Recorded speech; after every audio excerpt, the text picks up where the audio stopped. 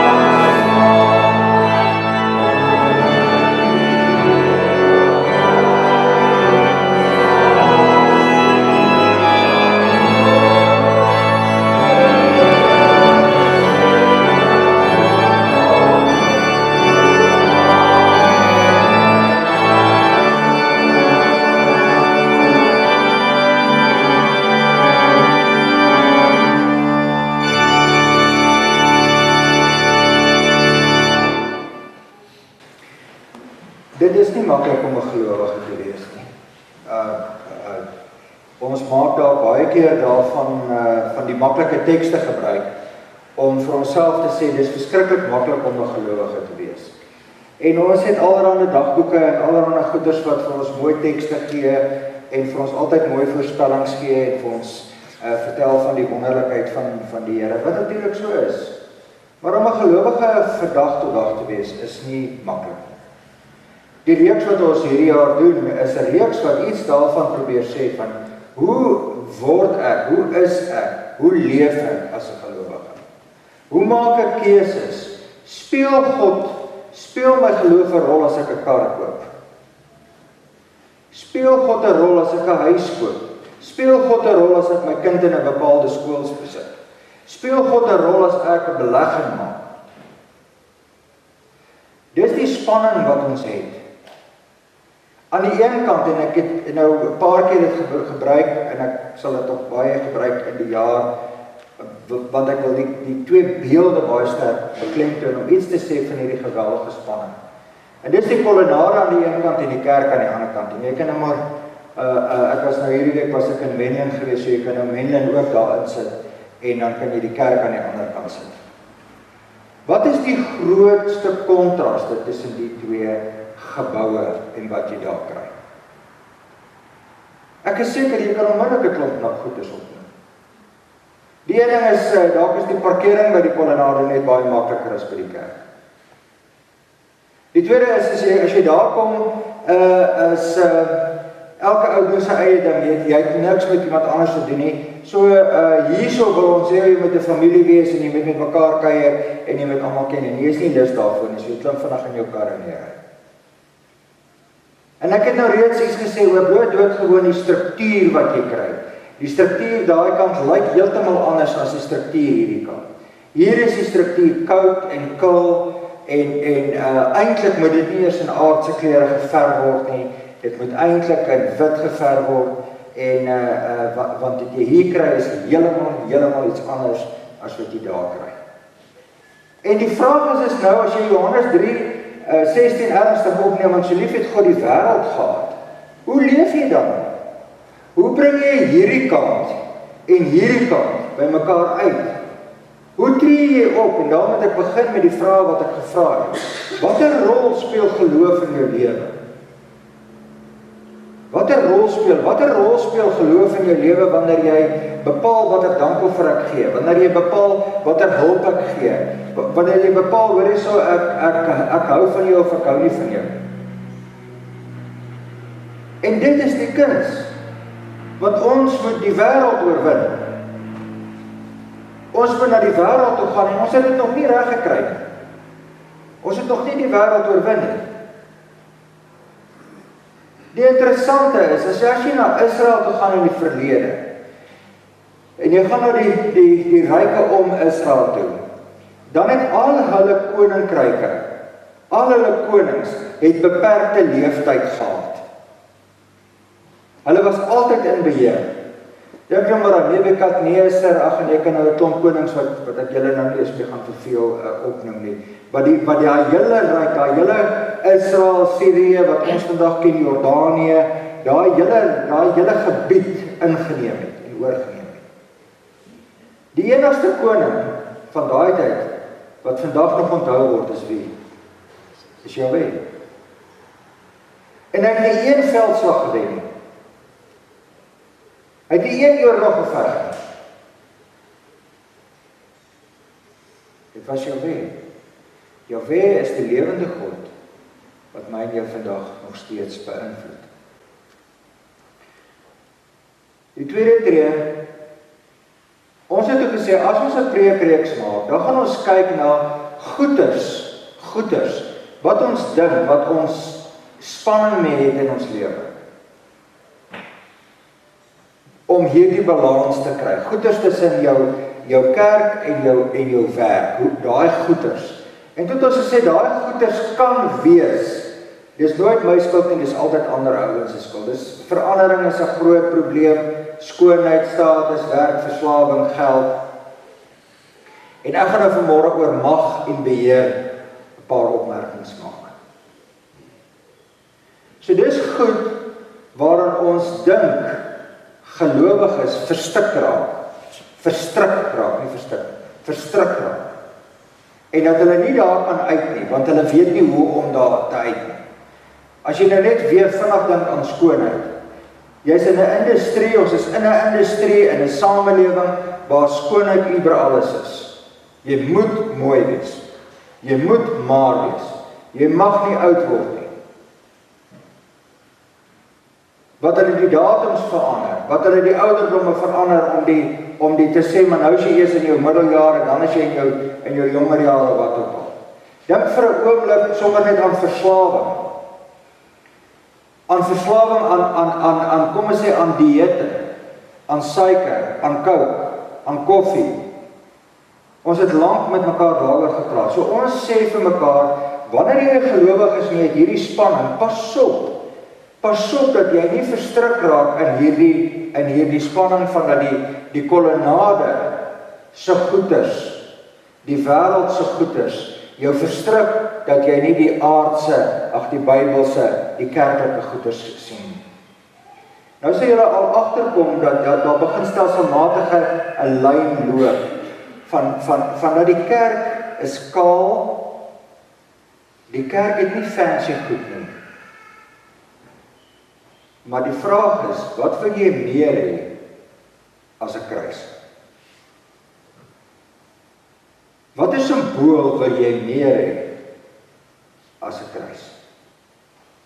Of as 'n nagmaalstafel?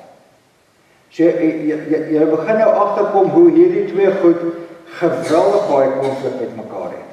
Geweldig baie spanning met mekaar het. So ons gaan nou vanmôre gaan ons 'n bietjie kyk na hoe dink ons speel mag en beheer 'n rol in ons lewe. Hier's 'n man en 'n vrou wat met toue trek aan mekaar. So kom ons kyk 'n bietjie gou. Hier's daar ongelukkig so 'n klompie mense wat my ouderdom en ouer is, so julle sal die lied wat ek nou vir julle gaan speel onthou, die jonger geslag sal daai lied vat, want die lied was verbân in ons tyd. Jy mag nie die lied gespeel het nie. Nou, die kerk het jou uitgekry as 'n ketter en nou speel ek hom in die kerk.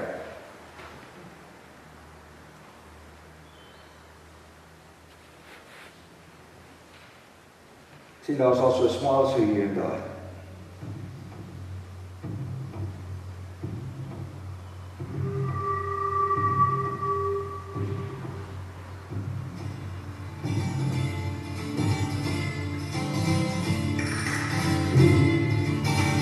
Luister na die woorde, hoor, die woorde is belangrik.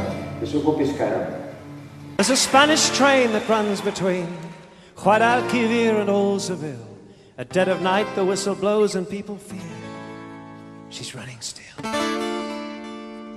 And then they hush their children back to sleep, lock the doors, upstairs they creep, for it is said that the souls of the dead fill that train 10,000 deep. Well, a railway man lay dying with his people by his side.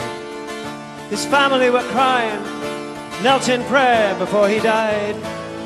But above his bed, just waiting for the dead, was the devil with a twinkle in his eye. Well, God's not around, and look what I've found. This one's mine. Just then the Lord himself appeared in a blinding flash of light and shouted at the devil, "Get thee hence to endless night." But the devil just grinned and said, "I may have sinned. There's no need to push me around. I got him first so you can do your worst. He's going underground. But I think I'll give you one more chance," said the devil with a smile. "So throw away that stupid lance, it's really not your style. Joker is the name, poker is the game. We'll play right here on this bed. And then we'll bet for the biggest stage yet, the souls of the dead." Wie onthou nog hierdie lied wat op so skelm geluister het? Ja, jy mag hom net daar in die graadskaartjies geluister het, jy mag hom nêrens anders geluister het. Waaroor gaan hierdie lied? Dit gaan oor twee ouens wat poker speel eintlik, né? Wat tou trek oor 'n dooie mens. En die twee mense wat tou trek is God en die duiwel. En die duiwel wat sê, "This one is mine." Jy gaan hom nie vat nie, hierdie is myne.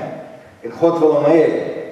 Dis waaroor die spanning gaan. Nou waaroor gaan dit? Dit gaan oor mag en dit gaan oor beheer. Dit gaan oor mag en dit gaan oor beheer. Wie is dan laaste in beheer? Wie het die meeste mag? Kom ek gebruik 'n ander voorbeeld. Daar's 'n teologiese kom ons sê dominee. Daar's 'n dominee in die Vrystaat wat sy proefskrif gedoen het.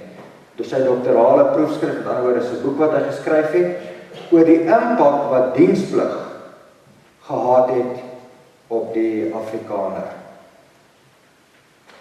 Hoor mooi wat hy sê. Hy sê dat in ons generasie, die Afrikaner generasie, is daar is kinders van 18 jaar uitgevat en hulle is in 'n bepaalde bevel en beheer situasie geplaas, in 'n bepaalde magstruktuur geplaas vir 2 jaar. Met ander woorde, op die vormingstyd van 'n jong mens se lewe het hy geleer, hy geleer dat bevel en beheer, dat mag werk so. Die korporaal sê vir jou wat jy moet doen, die sersant sê vir die korporaal, die samajoor sê vir die sersant, die luitenant sê vir die samajoor, die majoor, kaptein sê vir die, so gaan dit op tot by ons George. En nou so George sê sprang, excuse me George, so jy het vir 2 jaar, was jy onderworpe aan 'n bevel en beheerstruktuur, want dit was absoluut noodsaaklik. As jy nie daai struktuur gevolg het nie, dan kon jy doodgeskiet word. Dan kon goed net nie gebeur nie. So dit was absoluut noodsaaklik. Maar hoor nou, wat is die teendeel wat hy dan vind? Hy sê, dit is hoe ons nog steeds dink aan mag en beheer. Hy sê wat nog erger is dat na 2 jaar het hulle jou gelos dat jy samelewing toe gaan. En dan net wanneer jy gewoond raak dat daar ander mag en beheer is, dan het hulle jou weer teruggebring, diensplig toe, dan het jy weer 3 maande diensplig gedoen. Dan het jy weer 'n kamp gedoen. Dan het jy weer gehoor, die korporaal is in beheer, die sersant is in beheer, die luitenant is in beheer, ensovoorts.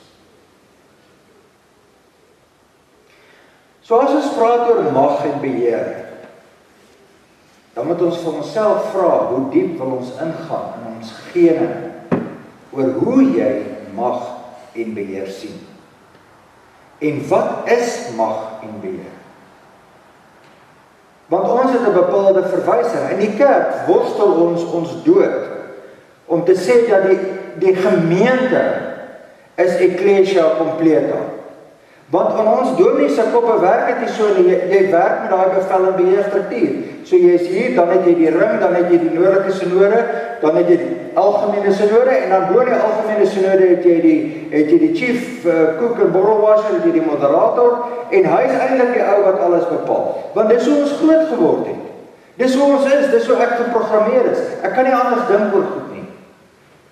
Ek dink in terme van daai bevel en beheer struktuur.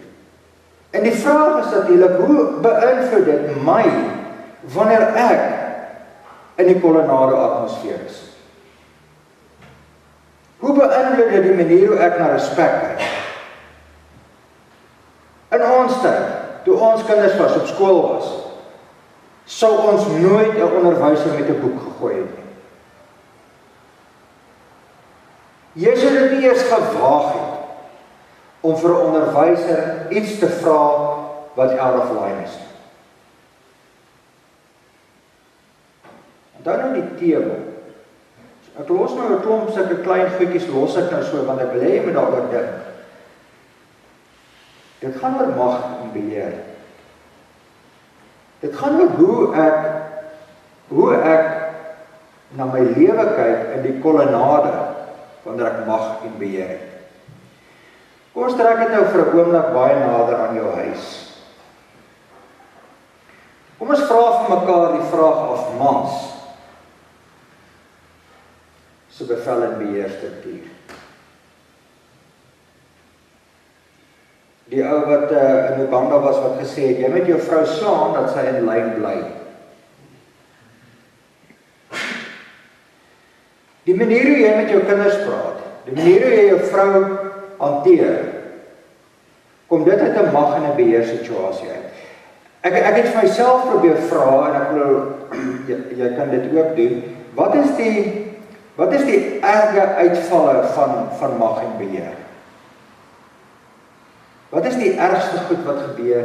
Want ons ander het nou maar so bietjie van 'n bietjie mag en beheer situasie, maar ons is al nou nie so erg nie. Ek dink van die ergste uitvalle is wanneer jy mense soos marionette begin hanteer. Wanneer die lied Spanish Train begin waarop. Met ander woorde, jy dobbel eintlik met ander mense se lewens. Jy's besig om te kyk hoe jy 'n ander ou met 'n marionet kan mee speel. En dis baie subtiel. Dis wanneer jou seun billetjie rugby speel. Want eintlik wil jy hê hy moet soos jy wees. Of hy moet 'n springbok word en jy wil hê hy moet dit word, want dan kan dis ongelooflik subtiel hoe ons marionette van mense begin maak. Ek wil die ekstreme goed is uit die aard van die saak wat ou nou kan sê wat in ons buurthuis, om ek dink dis 'n beter voorbeeld. as ons eie oud-president, maar die oud-president oor kan die rivier, het van mense marionette gemaak. Ek stuur hierdie groep ouens soontoe, en ek stuur daar groep ouens soontoe, en ek stuur daar groep ouens soontoe. Ek dink dis die ekstreme. Dis die ekstreme. Maar jy hoor tog, hoe mense, as jy nou net dink aan mensehandel, hoe verskriklik sleg mensehandel is. Ek kan dit nou dalk vertel, so in 2016, Oktober 2016, is ek by die algemene synode en 'n kollega baie naby en ons vertel my, daai week in Oktober, is daar 'n bus met 63 kinders weg, uit Rustenburg uit. En hulle die bus in Mannenburg in die Kaap gekry, leeg. So daai kinders is weg. Dis marionette. Dis marionette. Mag en beheer se ekstreme dink ek ook is wanneer dit gaan oor misbruik. Die misbruik van mag. En die ekstreme voorbeeld daarvan dink ek is wanneer ons mense begin vir eie gewin gebruik. Hoekom is dit nodig dat gelowiges moet hoor van 16 dae vir wat ook al vir vrouens en kinders? Omdat gelowige mans hulle dogters en hulle vrouens misbruik. Omdat dit deel vorm van hoe ons mag en beheer sien. Ek het beheer oor jou. Ek het op 'n stadium was ek in 'n gesprek gewees en ek sê dit as 'n gesprek, ek sê dit nie as 'n feit nie. Ek sou nogal graag wil verder lees daaroor. Waar hulle reken dat dogters wat uit 'n patriargale stelsel uitkom, met ander woorde waar die pa 'n enorme dominante figuur is, 'n geweldige sterk figuur is, baie meer vatbaar is vir die misbruik van haar eie lyf. Omdat sy het net nie die moed om vir pa te sê nee nie. Sy het net nie die moed om vir 'n man te sê nee nie. Hierdie ding het ook 'n ander manier hoe ons na die goed kyk. Ek onthou ons het groot geword met hierdie boeke wat sê positive thinking en positive talking en. Ek wil nou nie TED Talk min of meer daarby plaas nie, maar om jou vaardigheid te ontwikkel om mense te manipuleer en te wat ook al met jou stem. En nou kan jy vir 'n oomblik net dink aan mense soos Miley Cyrus, Selena Gomez, jy kan dink aan Justin Bieber. Ek wil dis nie mense dink ek wat baie waardes het nie. Maar dink vir 'n oomblik die impak, die mag en die beheer. Ek het op 'n stadium gehoor Selena Gomez het iets soos 10 miljoen Twitter-volgelinge dwars oor die wêreld. Hoor nou die kolonnade en hoor nou die kerk. Hoor nou die twee verskillende goed wat teenoor mekaar staan. Okay. Nou kan jy vir my die teks gee asseblief. Dis die teks uit Efesiërs uit wat sê daarom vandat ek gehoor het van julle geloof in die Here Jesus en van julle liefde vir al die gelowiges, hou ek ook nie op om God vir julle te dank nie. Wanneer ek in my gebede aan julle dink, dis nou Paulus wat praat met die gemeente van Efese, bid ek dat die God van ons Here Jesus Christus, die Vader aan wie die heerlikheid behoort, deur sy Gees aan julle wysheid gee en hom so aan julle openbaar dat julle hom werklik kan ken. Ek bid dat hy julle geestesoë so verhelder dat julle kan weet watter hoop sy roeping inhou en watter rykdom daar is in die heerlike erfenis wat hy vir die gelowige bestem het. En hoe geweldig groot sy krag is wat hy uitoefen in ons wat glo. Dit is dieselfde kragtige werking van sy mag wat hy uitgeoefen het toe hy Christus uit die dood opgewek en hom in die hemel aan sy regterhand laat sit het. Hoog bo elke mag en gesag, elke krag en heerskappy, En wat daar ook al sprake van mag wees, nie net in hierdie bedeling nie, maar ook in die bedeling wat kom, ja, aan hom het God alles onderwerp, hom bo alles verhef, en hom aangestel as hoof van die kerk. Die kerk is sy liggaam, die volheid van hom wat alles in almal vervul. Van wat se mag en beheer lees ons hier? Totaal en al 180 grade weg van die aardse mag wat ons nou so pas in kleurlike taal van verduidelik het. Dis 'n mag wat jou red uit die dood uit. So Spanish train is irrelevant. Want Christus het klaar daai mag se bande gebreek. Christus het dit klaar kom breek. Hy het dit klaar, daar is nie 'n dobbelspel nie. Want ons as gelowiges, die mag wat hy toon wanneer hy Christus uit die dood uit opwek, is soveel meer as die mag en die beheer wat ons dink wat nou 'n krisis in ons lewens is of wat ook al. Kan ek dit weer sê? Die mag en die beheer wat Christus het in die uitvoering van sy opdrag is soveel meer as die mag wat ek nou in kleurryke taal van die weermag en van die Spanish train ensovoorts probeer verduidelik het. Jy sou eintlik nie eers die twee met mekaar kon vergelyk nie. Jy sou nie kon nie, jy moet nie die twee met mekaar vergelyk nie. Sien maar daar lê die probleem. Want hoe oefen ek en jy uit hierdie mag wat ons het? Want lees mooi weer, jy kan weer Efesiërs 1 ook gaan lees daaroor. Efesiërs 1 wat baie duidelik sê, daai mag is in jou, jy het daai mag, jy het daai beheer. Hoe doen ek dan hierdie ding? Hoe is ek 'n pappa? Hoe is ek 'n mamma? Hoe is ek 'n baas in 'n plek? Hoe dien ek dan 'n staat? Hoe werk ek in bevel en beheerstrukture en magstrukture? Hoe werk ek met mense? Hoe werk ek met my familie? Hoe werk ek met mense wat bokant my aangestel is? En dis waar die twee goed baie keer bots met mekaar. Aan die ekstreem, as ek nou teruggaan, want dis jou wat ouens wat die weermagtaal verstaan, het jy die ouens gekry wat gesê het, ek gaan nie diensplig toe doen, want ek wil nie hierdie mag en beheer sisteem hê nie. Want my mag en my beheer lê by Christus, dis die ekstreme gewees. Hoe hanteer ek en jy vandag dit? Hoe hanteer ons, wat is die goed wat ons vandag raak lees in bevel en beheerstrukture? Terwille van tyd gaan ek nou nie weer deur daai teks gaan nie, ek kan die teks self lees, is van 15 tot 23. Is daar interessante goed wat hy uithaal, en wat hy sê, as jy dan 'n gelowige is die mag en krag van die dood die belangrikste.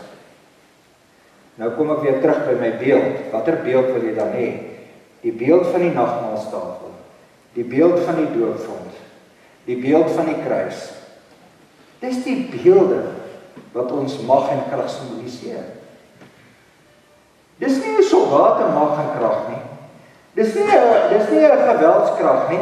Hier's niks gewelddadig in die doopvont nie. Hier's niks gewelddadig in die nagmaaltafel staan, dan kom na my toe.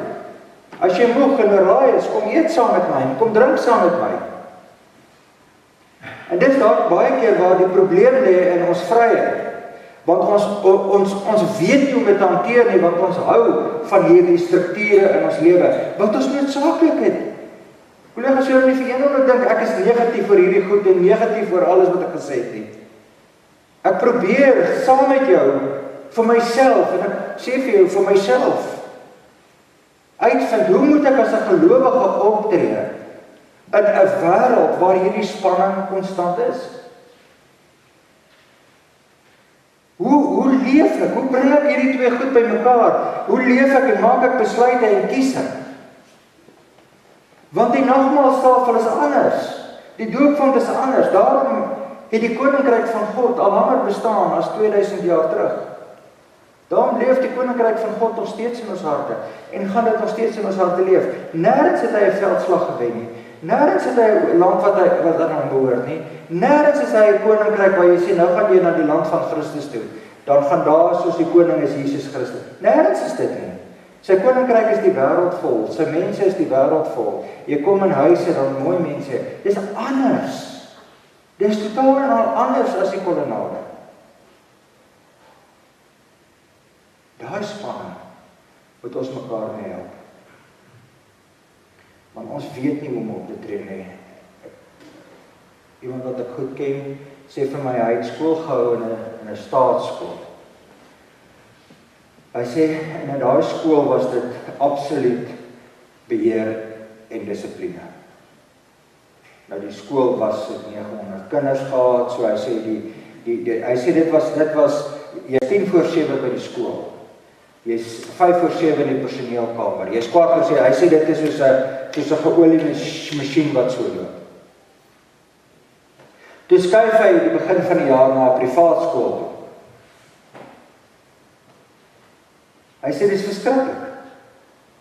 Hy sê wat die hoof kom, dan sê die hoof hom, hoor so julle moet gou 'n yskas gaan haal. Hy sê jy verstaan nie, in die ander skool, jy kan nie die speelgrond uitry nie. Dan moet jy omtrent 40 vorms invul. Hy sê in die ander skool kan die kinders nie in die bome klim nie, hier klim al die kinders in die bome. Hy sê ek weet nie, hoe moet ek optree nie. Want ek weet nie wat serieus. Ek weet nie wat mag ek en wat mag ek nie. Nou vra ek, watter skool is die beste? Hy sê, ek moet sê die skool wat nie reëls het. Want die akademiese output en die sport output is net beter. Collega's, dis ons spanning. Dat mense by werke kom, by besighede kom, en dit is groot companies, ek kan die name vir jou noem, wat hulle sê, jy mag nie langer as 4 ure by jou lesenaar sit nie, dan moet jy opstaan. Hulle hou jou dop. Hulle hou jou dop. Jy mag nie vir 4 ure, langer as 4 ure by jou lesenaar sit nie, dan moet jy opstaan. Daar's 'n gym by die werk. Daar's 'n hoelies kos by die werk. Jy koop allerlei goed, jy kom met tydskedules daarin, tydskedules daar uit. Dis net anders as 'n 7 tot 5 werk. Want jy klok in, jy klok uit, wanneer jy wil, wanneer jy nie wil nie, jy moet net jou werk doen en jy moet jou output moet regverdig wees. Ek weet nie wat om vir julle te sê nie. Al wat ek vanmôre kan bely is ek worstel saam met julle oor hierdie goed. Hierdie goed is nie maklik nie. Om 'n kind van die Here te wees in 20, 17, 18, 19 is nie maklik nie. En ek is die laaste een wat vanmôre vir julle wil sê ek kan vir julle goedkoop antwoorde gee.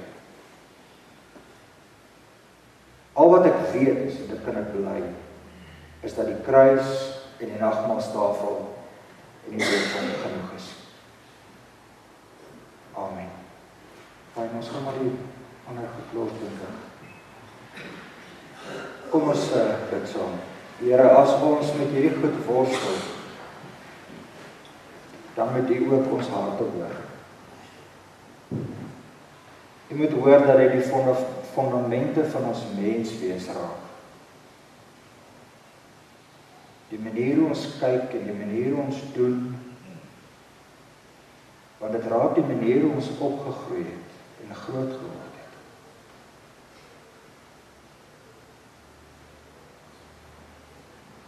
Daar's een ding wat ons in gemeen het en dit is dat ons bely dat U die Vader is, die skepper van hemel en aarde.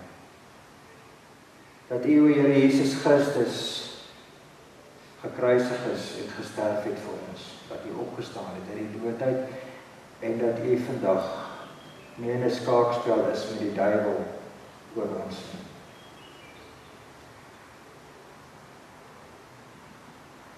En o Heilige Gees, dat U die een is wat die inspraak in ons lewens bring.